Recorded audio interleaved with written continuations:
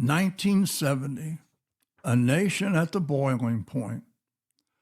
The 1960s has ended, but the tension had not. 1970 opened with a war still raging in Vietnam. Protests are growing louder. Trust in government is thinning. Generations divided.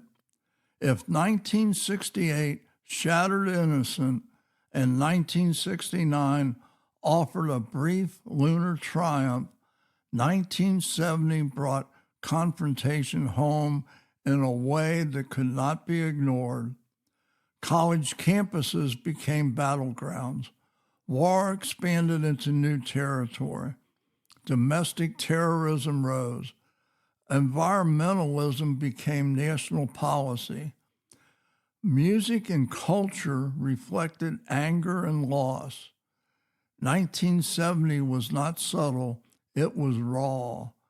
This is 1970, and we're opening up with the expansion into Cambodia. On April 30th, 1970, President Nixon addressed the nation on television.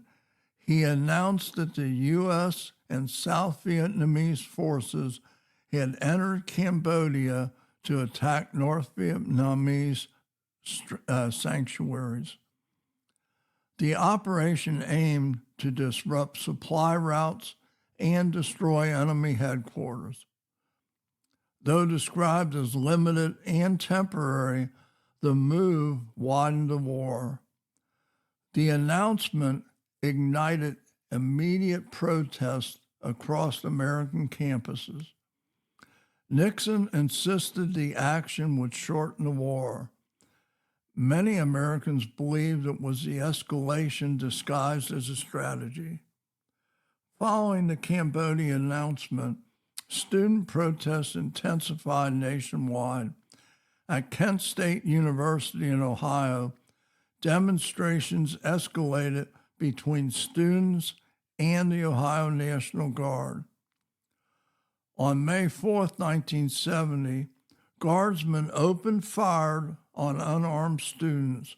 4 were killed: Allison Krauss, Jeffrey Miller, Sanda Shore, and William Schroeder. 9 others were wounded. The shooting stunned the country. Photographs of grieving students kneeling beside a fallen classmate spread worldwide. Over 400 colleges and universities shut down in protest.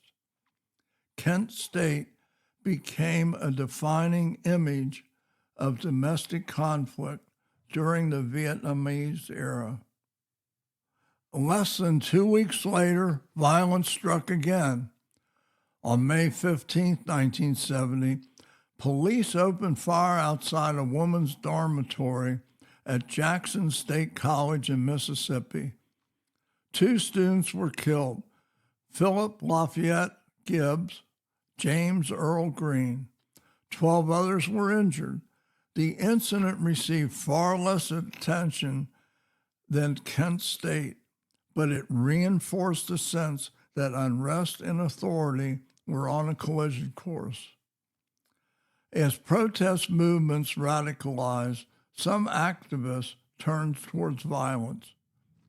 In March 1970, members of the Weather Underground accidentally detonated a bomb in Greenwich Village townhouse in New York while preparing an explosive. I'll tell you, it's just unbelievable, the times back then. 3 members of the group were killed. The organization would go on to conduct bombings of government buildings later in the decade. Domestic extremism was no longer theoretical, it was active. The FBI increased surveillance of radical groups. The divide between dissent and violence grew harder to distinguish. In early 1970, the federal trial of anti-war protesters known as the Chicago 7 concluded. The defendants had been charged with conspiracy and inciting riots during the 1968 Democratic National Convention. In February 1970, 5 were convicted of crossing state lines to incite riots, later overturned on appeal. The government proceedings had become a national spectacle. The trial symbolized the deep rift between the federal government and anti-war activists. Despite the Cambodian incursion, American troop withdrawals continued under Vietnamization. Throughout 1970, U.S. troop levels gradually declined. Combat operations remained intense. Air power increased. The war's total continued to mount. American casualty for the year exceeded 6,000. Televised footage of combat remained a nightly presence. The war's shadow defined the year. 1970 marked a turning point in environmental awareness. On April 22, 1970, the first Earth Day was celebrated nationwide. An estimated 20 million Americans participated in rallies, teach-ins, and demonstrations advocating environmental protection. Public concern followed the years of visible pollution, including the 1969 Santa Barbara oil spill, the Cuyahoga River fire. In response to growing environmental activism, Congress passed major legislation. On December 2, 1970, President Nixon established the United States Environmental Protection Agency, better known as the EPA. Later that month, the Clean Air Act of 1970 was signed into law, setting national air quality standards. Environmental policy became a permanent federal priority. School desegregation efforts intensified.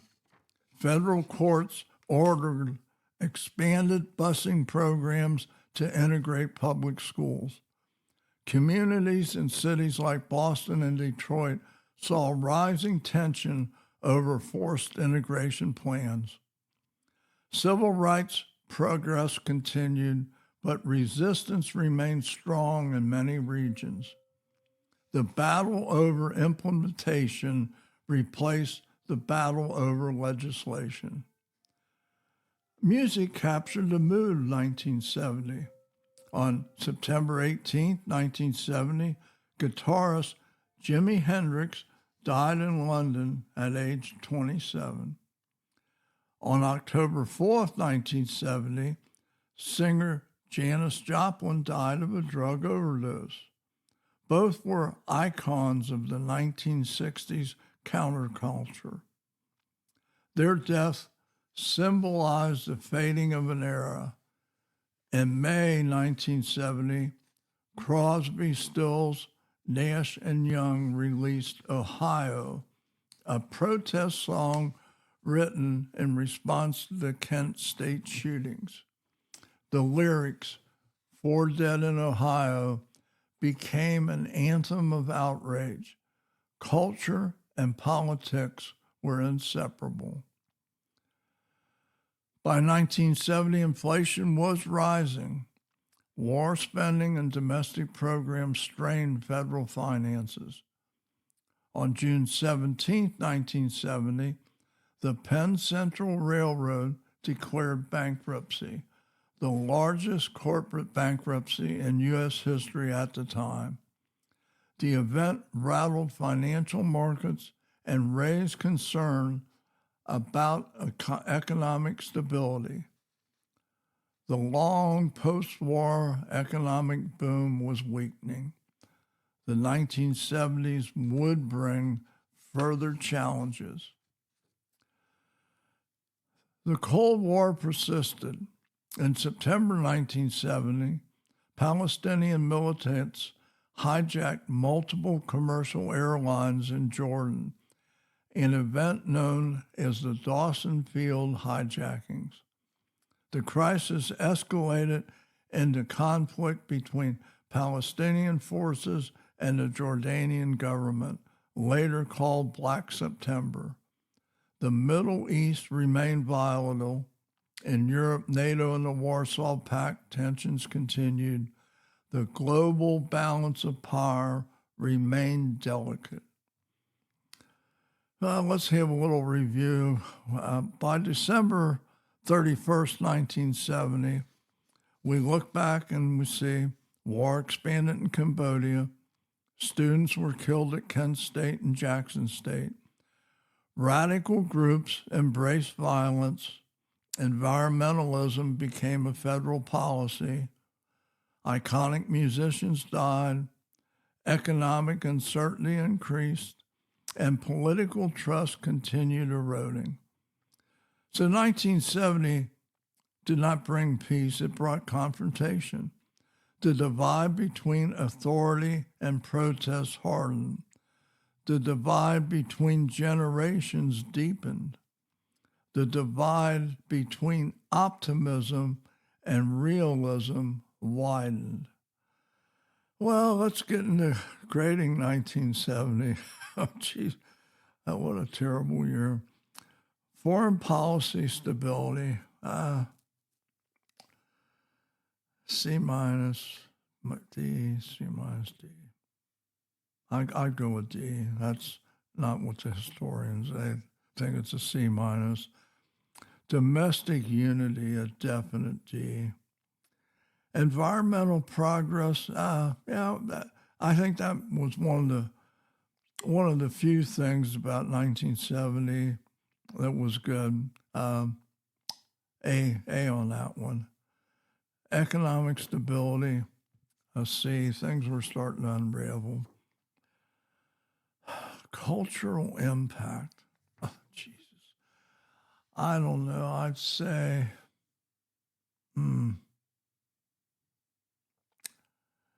cultural impact. Well, it impacted some people, and that I'd say popular historians say it's an A minus. I'd give it a B minus. So overall grade, with the social upheaval, Vietnam, radical groups, Jesus, the popular consensus is a C. I'd give it a D. I think it was a terrible year.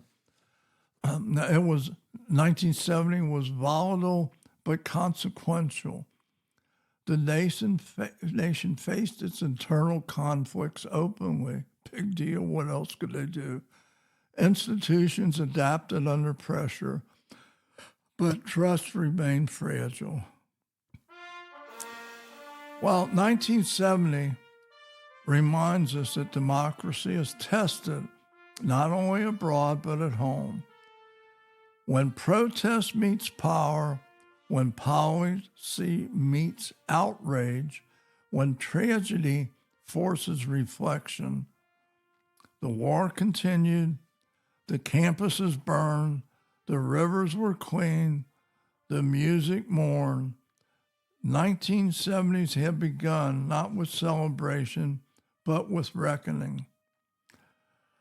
Next in 1971, leaked secrets, shifting diplomacy, and a war entering its final chapters.